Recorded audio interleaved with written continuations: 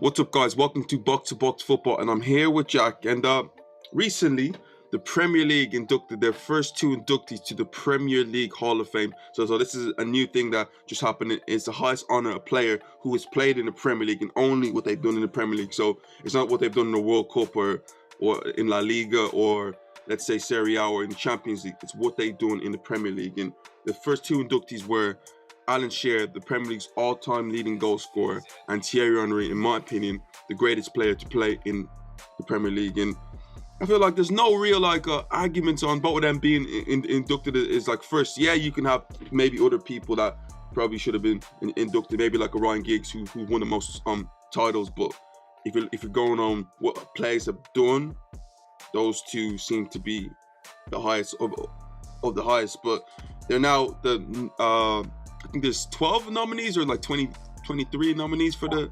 I'm not sure. And some of the nominees too, I'm a little bit okay. They're all great players, but I'm sure there are a couple missing where I'm I thought that person might have been in there, you know. So me and Jack are gonna do a draft format and pick 3 players each on who we believe should be inducted next into the Premier League Hall of Fame. Now, you know how it goes. If you have watched our draft format before, Jack's gonna ask me a question because when I ask Jack a trivia question, he's not that great with it. Okay. So, Jack, go. What you got for me? So, James, and the thing is with James, I like to make it so that he will always have a chance of getting it, but obviously he just kind of keeps getting them. So I'm trying to make them harder and harder. But and this one he may just know, but I thought I'd ask it. So which striker has played for the most Premier League clubs?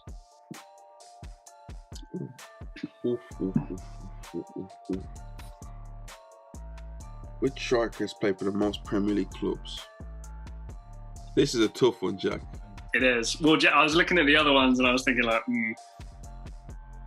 Okay, so I would have said Nicolas Anelka, but he's played with a lot of foreign teams. To me, it's between a player like a Jermaine Defoe or Peter Crouch. I'm going to say Peter Crouch. It's Marcus Bent. I wouldn't have got that. Okay.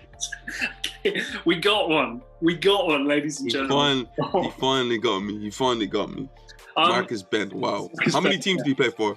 Oh, I don't know. I don't know what it is on here. But I think actually let me look that up real quick, just because I think it's that's worth us backing it up, don't you? Marcus Bent, 42 years old, man. Shout out to Marcus Bent. So in his whole career, I know that obviously not all of the... Oh my God, James, he has such a laundry list of teams he's played for. Brentford, Crystal Palace, Port Vale, Sheffield United, Blackburn, Ipswich, Leicester, Everton, Charlton, Wigan, Birmingham City, Middlesbrough, QPR, Wolves, Sheffield United, and then kind of fell off a cliff. Woo! Okay, I'm happy I got first. I'll be honest, this is one of those drafts where I'm not going to be gutted about missing first pick or not, because I feel like there are so many fantastic players who you could easily justify, but I'm going with Wayne Rooney. Now, he's not actually in the nomination list because he hasn't retired yet, but you can go ahead. But that would be my next pick. I don't want to talk about European stuff and FA Cup stuff and, Carabao Cup stuff because that's not Premier League. And this is the Premier League Hall of Fame. But Premier League titles, yeah. Golden boots, multiple high-scoring seasons, assisting, moments. The good and the bad of Wayne Rooney historically in the Premier League for when he broke out as a teenager for Everton to kind of the peaks of his career. I can't remember the year, but there was a year where Wayne Rooney just carried Manchester United on his back. I want to say maybe 2011, maybe. I'm not sure. But he, from being an out-and-out striker to a 10 to then dropping into a midfield role to then eventually just being kind of squeezed out of the club because he wasn't really at the peak of his powers anymore. I don't have it up. I probably should. But what is he, James? Third all-time? Fourth all-time top scorer? He's second all-time. Second all-time top scorer for the most successful team in the Premier League era so far. I just don't think there's any way possible that you can rule out Wayne Rooney as a Premier League all-time great. And the first opportunity that Wayne Rooney gets to be in the Premier League Hall of Fame, he should be in there?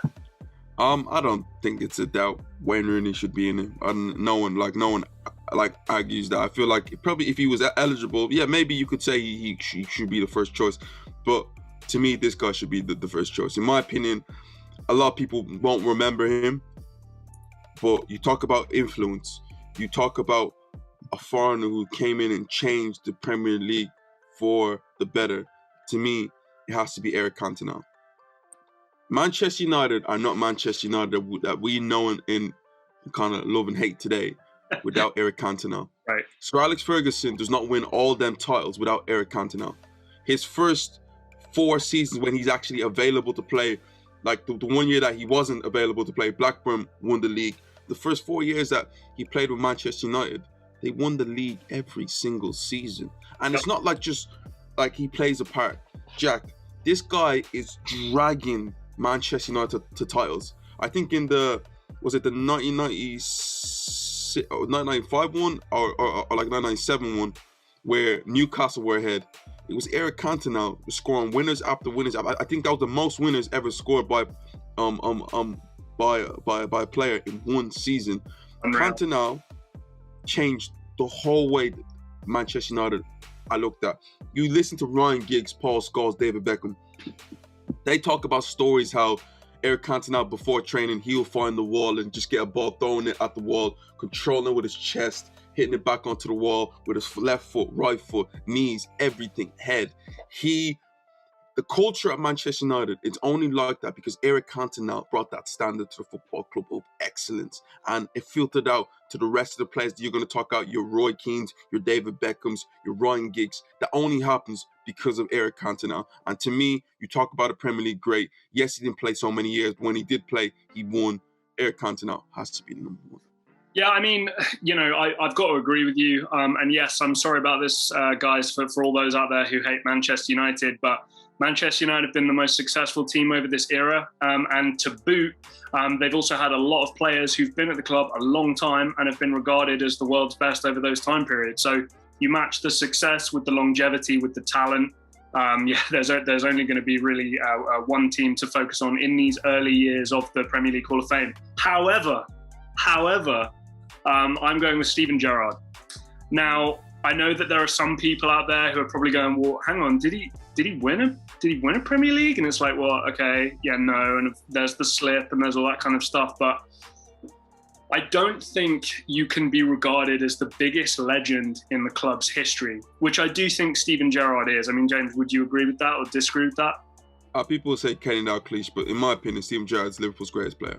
And yes, of course, we could talk about 2005, in my opinion, the greatest football match of all time. But this is a Premier League award. And if we're sticking to Premier League awards, Steven Gerrard has been there throughout the highs and the lows of Liverpool. He had chances to leave, always the driving force of the team.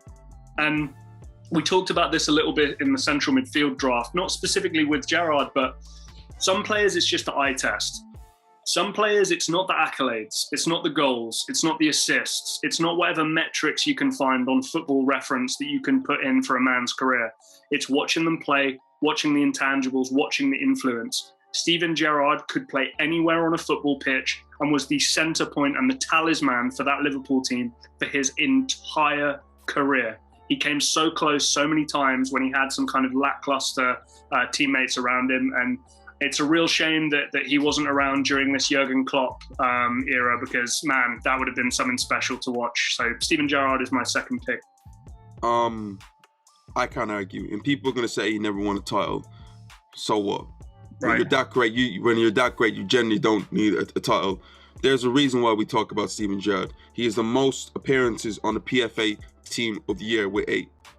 Former Young Player of the Year. Great Former example. PFA Player of the Year. Football Writers Player of the Year.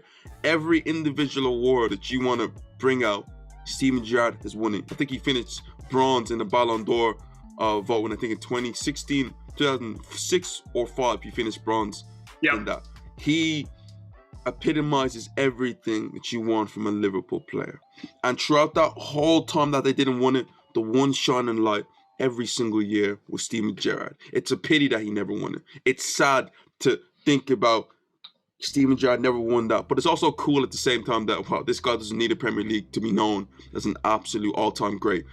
A lot of people says this. Steven Gerrard is probably one of the most complete, not just midfielders, but the most complete players ever.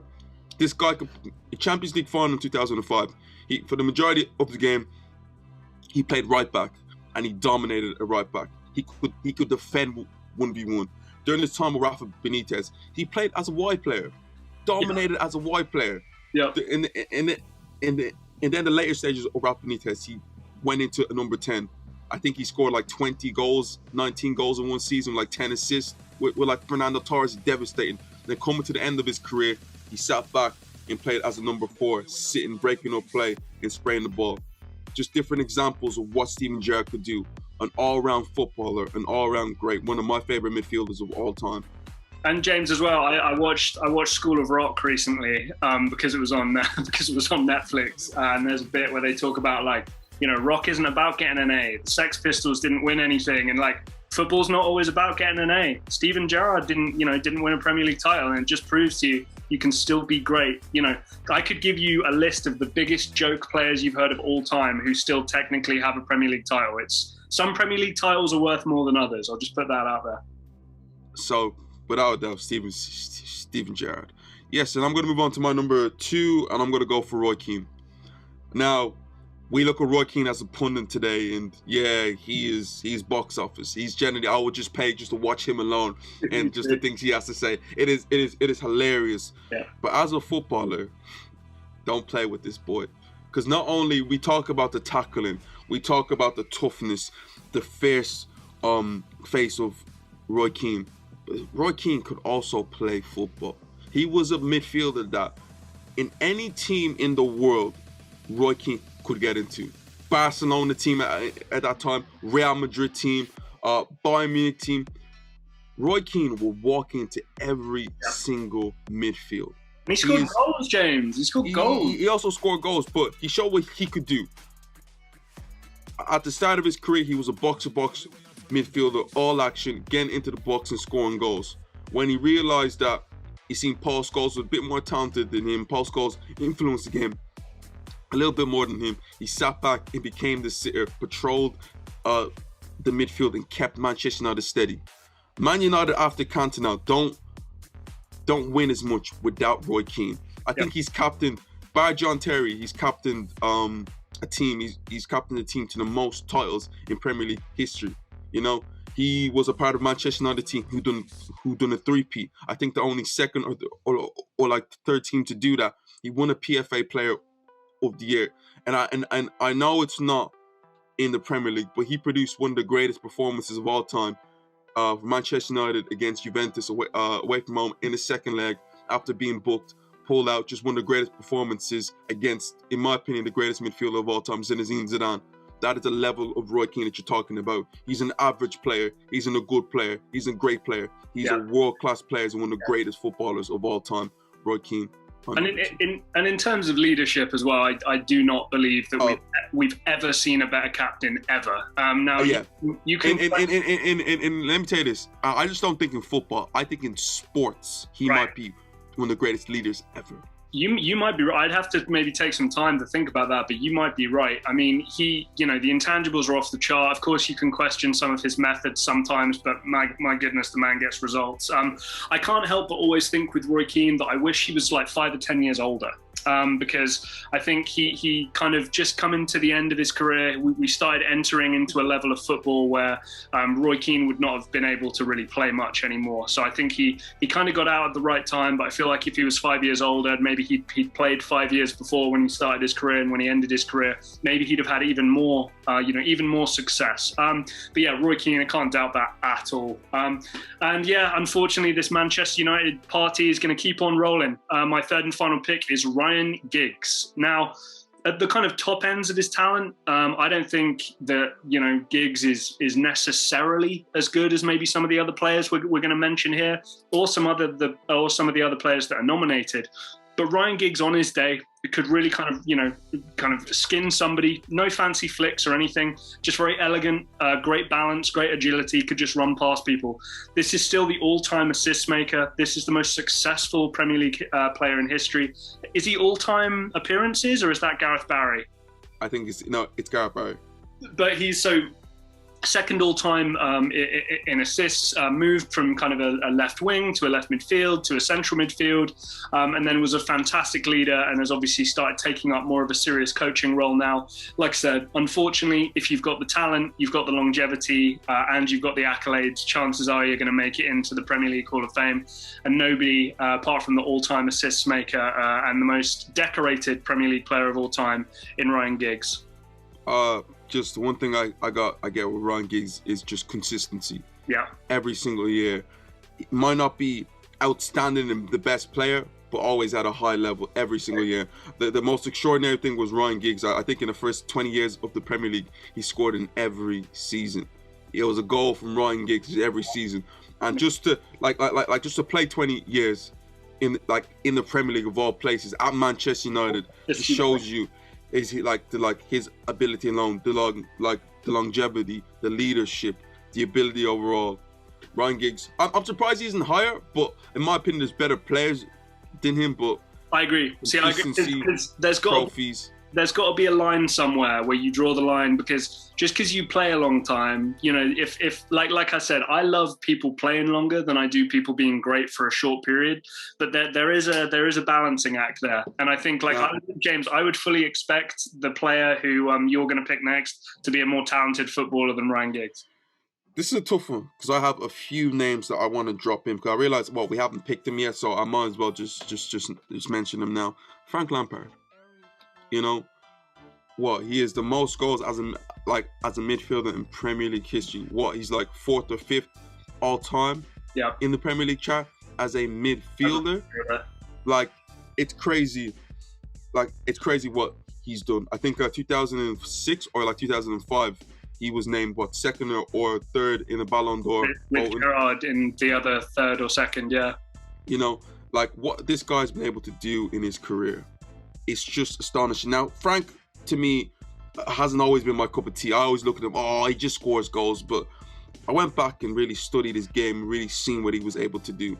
Not only his timing of his run, but Frank Lampard as a footballer could play. He could play and he could mix it up in any type of way. You've seen what he was able to do Chelsea in 2012, when it wasn't the most vintage Chelsea team, but he was really the glue that kept them together and helped them win the Champions League. He has how many Premier Leagues does he have? 4 Premier League titles? 4. So Mourinho, 4. Is it 4? No, he's 3 Premier League titles. 3. Okay.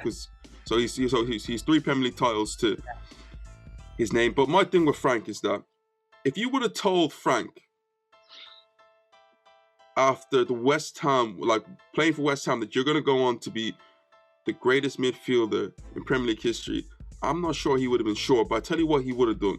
He would have worked his nut up. And you talk about work ethic. Frank Lampard epitomizes that more than probably Ronaldo. Take Ronaldo away. Frank Lampard epitomizes that in the Premier League era more than any other player. I hear stories about this guy after having a bad game or even after training. He would be the guy, bag of balls, getting it out, just working on his just working on his finishing, working on his touch, working on his fitness. And you see what he's brought him today as perhaps the greatest Premier League midfielder of all time. Yes, we can have the Scholes, Lampard, Gerrard debate, but you can make a very, very strong case for Frank Lampard. And to me, the best goal-scoring midfielder I've ever seen.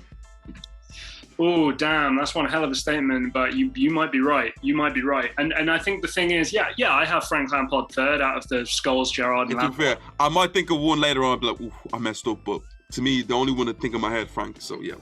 But the Scholes, Gerrard, Lampard thing, I have Lampard 3rd, but Frank Lampard's in pretty good company there with Paul Scholes and Steven Gerrard, and it's not to take away anything that he did. He's well deserving to be on this list. You know, that spine of him, Terry and Drogba over those years. And as you say, as it got later into those years, you know, the pieces around him changed, but the results were mostly still the same.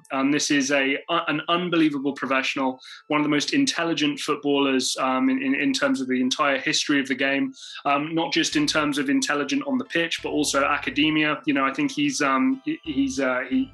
undergraduate. He might even have a graduate degree at this point. It's not going to surprise me. Does he have a master's or a doctorate or something mad like that? But yeah, Frank Lampard, more than deserving to be on this list. So my picks were Wayne Rooney, Steven Gerrard, and Ryan Giggs. James? Mine was Eric Cantona, Roy Keane, and Frank Lampard. I think mine are better, to be fair. If I'm being honest. Because let us know who had the better picks, me or Jack. And also, did we leave anyone out? Of course we did. I want to hammer us in the comments. Let us know who we left out. Why not Paul Scholes? Why not Patrick Vieira, Dennis Bergkamp? I can go on and on and on. Let us know, guys. Comments down below. Box to Box Football, and we will see you next time.